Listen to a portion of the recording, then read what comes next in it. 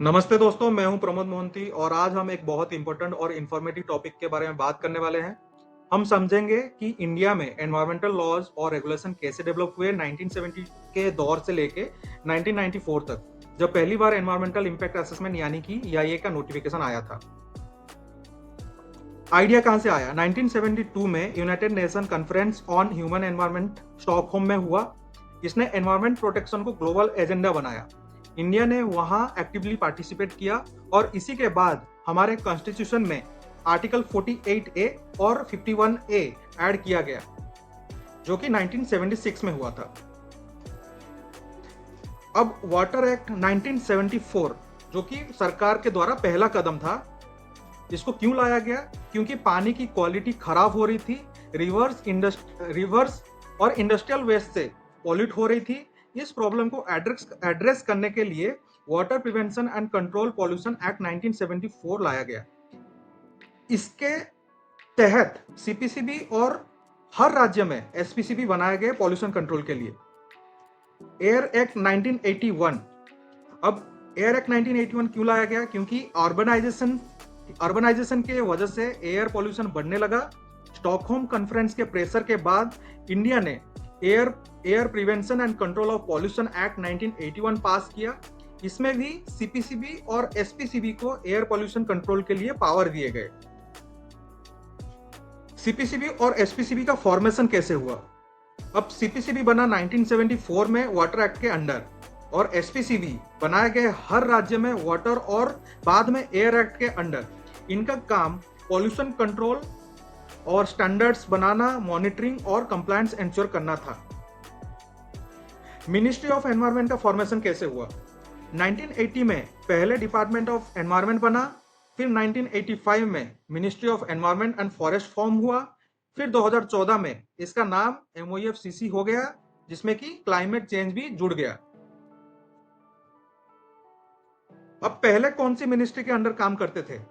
जब मिनिस्ट्री नहीं थी तब सीपीसीबी और एसपीसीबी साइंस एंड टेक्नोलॉजी या हेल्थ मिनिस्ट्री के अंडर काम करते थे।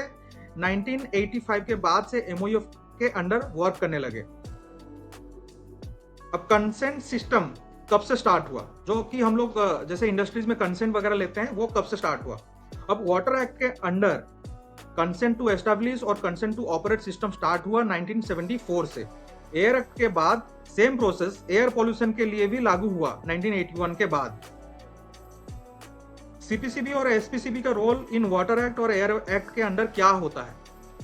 अगर देखा जाए, इनका रोल फोकस करता है स्टैंडर्ड्स बनाना, इंडस्ट्रियल यूनिट्स को इंस्पेक्ट करना, कंप्लायंस मॉनिटर करना, पब्लिक कंप्लेंट्स हैंडल करना एंड कंसेंट देना, जो कि सीटीई एंड सीटीओ के फॉर्म में देते हैं ये लोग। एनवायरमेंट प्रोटेक्शन एक्ट 1986 क्यों लाया गया? जब भोपाल गैस ट्रेजेडी 1984 हुआ, उसके बाद ये कंप्रेहेंसिव अम्ब्रेला लॉ बनाया गया था। सेंट्रल गवर्नमेंट को फुल पावर मिला स्टैंडर्ड्स बनाने के लिए एंड हजार्डस वेस्ट रेगुलेट करने के लिए। इस एक्ट ने फ्यूचर नोटिफिकेशन जैसे EIA का लीगल बेस दिया।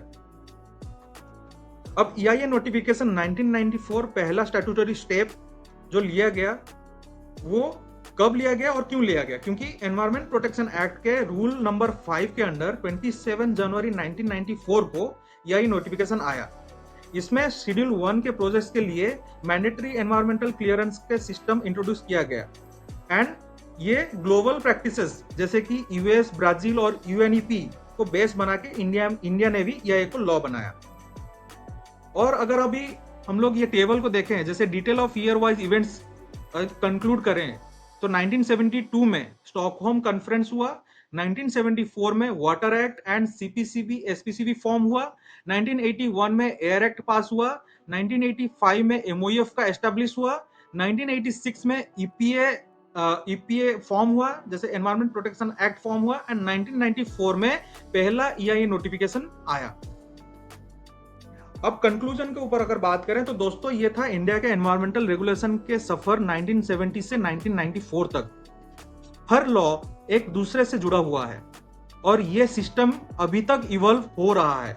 आप सभी को जैसे पता है, 1994 में जो पहला EIA आया था, उसके बाद डायरेक्ट 2006 में हमने EIA देखा और उसके बाद EIA 2006 का बहुत सारे अमेंडमेंट्स आ चुके हैं।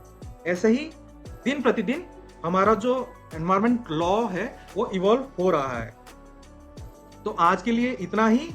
अगर आपको वीडियो पसंद आए या इंफॉर्मेटिव लगा हुआ हो तो लाइक करें, सब्सक्राइब करें एनवायरमेंट एंड सस्टेनेबिलिटी चैनल को, और कमेंट में बताएं आप और किस टॉपिक पे वीडियो देखना चाहते हैं। धन्यवाद। जय हिंद।